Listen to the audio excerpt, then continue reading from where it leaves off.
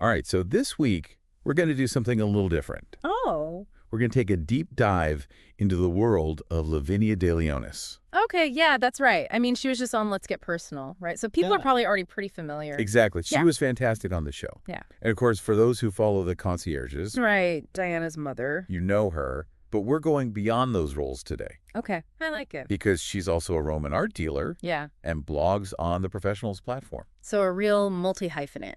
Yes, exactly.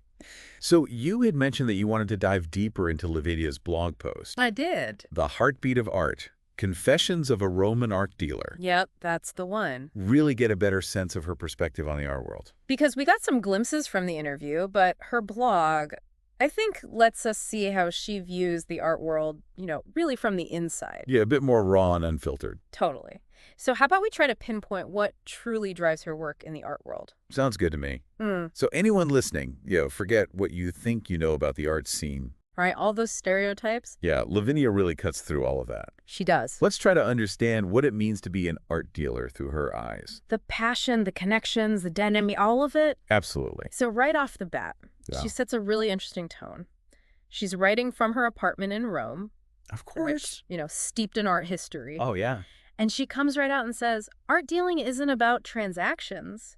It's about the very heartbeat of history, of passion, of human connection. What a powerful way to start. It is. Yeah. What stands out to you from that opening?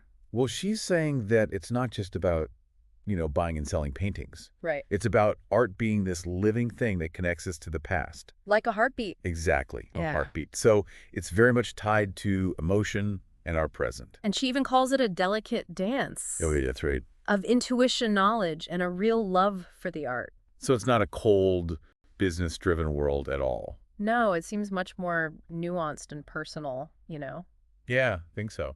And that delicate dance that she mentions, it becomes even clearer when she talks about the hunt. Ah, yes. This isn't just, casually strolling through a gallery. Right. It's about finding those pieces that really resonate with her. She says they whisper a story. Yeah, and that they hold like a fragment of the artist's very being. It's such a captivating way to think about finding art. It really is. And I was also struck by how diverse her taste is. Oh, absolutely. She goes from Renaissance sketches. Wow, think about the skill involved in those early works. I know, it's incredible. Yeah. Then she talks about contemporary sculptures. Pushing boundaries. Yeah, and then she even mentions street art. The energy of Rome. Exactly. It's like she appreciates art from every century and in every style. Yeah, her passion isn't limited to just one specific movement or era. No, it's so broad. But it's not just based on feeling. Right, she makes that clear. She really emphasizes all the research she does. The hunt involves a lot of work. It does. She talks about all the hours she spends looking at catalogs, visiting artists in their studios. Those are often very private spaces. I know. And then she even gets into the whole world of negotiating with collectors. That can get complicated. Oh, can. So this hunt, it's a very informed process. Definitely. She's constantly educating herself about the artists, the history. Its provenance. Right, the history of who owned a piece before. It's like detective work. Yeah, and learning about the different artistic movements. Understanding where each artwork fits in. And even the biographies of the artists themselves. For really grasp their intentions and motivations. It's really impressive how much knowledge she has. It's a lifetime of learning, it seems. It is. So once she's tracked down a piece and done all that research, what comes next? Well, that brings us to what she calls the art of connection. Okay. And this is where you really see how much she values people. Oh, interesting. She sees herself as a storyteller. A storyteller. Connecting the artwork with the person who will live with it. I like that. So it's about really understanding what a collector is looking for. Even if they can't quite articulate it themselves. Yeah, and then finding the perfect piece that will speak to them. That must be so rewarding. And she tells this great story about a young couple. Oh, I remember that. Who were a little intimidated to even enter her gallery. Understandable. But then they were drawn to this abstract painting. And it wasn't about understanding some hidden meaning or anything. No, it was a purely emotional connection. The energy, the composition. She just felt something. That's amazing. And what did Lavinia do? Well, she explained the artist's process to them. Okay. Talked about the possible symbolism in the work. So she gave them some context. Yeah, and helped them understand the emotions behind the piece. It wasn't a lecture, though, right? No more like a conversation. So what do you think was the biggest reward for Lavinia in that moment?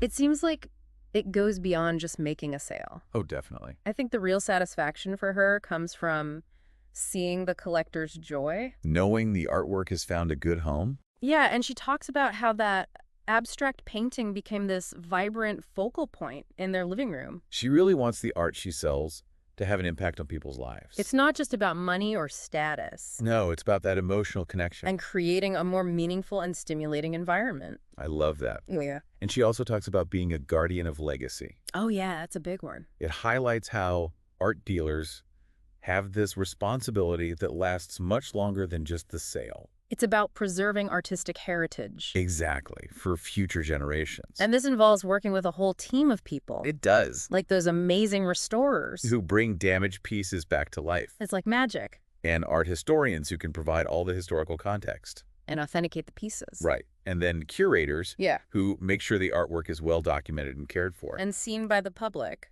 I love how she talks about giving forgotten masterpieces a second chance. Like a detective discovering lost treasure. Exactly. And then these pieces can be reintroduced to the world. It makes you wonder what amazing art is still out there waiting to be rediscovered. I know. So we have a responsibility to the art of the past. Lavinia definitely feels that. She does. She says these pieces are fragments of history. And they need to continue to inspire us. And make us think. For generations to come. This is about so much more than money for her. It is. And what fuels all of this is her passion. That much is clear. It's not just a job for her. She calls it a love affair with creativity, with beauty, with the human spirit. You can really feel that in her writing. Oh, absolutely. She talks about how fulfilling it is to be surrounded by inspiring objects. And she wants to share that connection with others. Her invitation to visit her gallery in Rome. Oh, yeah. It feels so genuine. It does. Like Because she really wants to connect with people who love art. She makes the art world feel less exclusive and more welcoming. Yeah, exactly. Yeah. Like anyone can come and explore and talk about art with her. And then she ends with a very powerful statement. Oh, yeah. Art is not just for the wealthy, the elite. It's for everyone. That's so important. It is. And it ties back to that story about the young couple. Right. They connected with the art even though they weren't experts. Exactly. Lavinia believes that art is a fundamental part of being human. It helps us connect with our emotions. Express ourselves, understand different perspectives. And see the world in a new way. It's such a powerful message. It really is. So Lavinia de Leonis' perspective on being an art dealer, Yeah. it's so much more than just buying and selling. Right. It requires expertise and passion. And a love of storytelling. And a commitment to preserving our cultural heritage. It's amazing how she brings all of these elements together. It is. And it's fascinating to see this side of her. Especially for those who know her as Diana's mother. It adds another layer to her character. Even in fictional world, art and creativity are so important. It's a universal human experience. So as you go about your day, think about your own relationship with art. Yeah. What pieces move you? What stories do they tell? Maybe Lavinia's insights have given you a new way to look at art. Whether it's in a gallery or in your own home. Or even just in your everyday life. What heartbeat of art resonates with you? That's a great question to consider. I think so too. Definitely food for thought. Absolutely.